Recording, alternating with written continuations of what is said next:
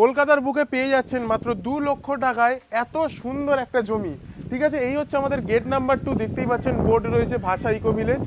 আর এই যে CCTV camera 24x7 on আছে, সিকিউরিটিও রয়েছে। হ্যাঁ সিকিউরিটিও আছে, দেখে নিন। অলওয়েজ গেটের সামনে সিকিউরিটি থাকবে আপনাদের 24x7।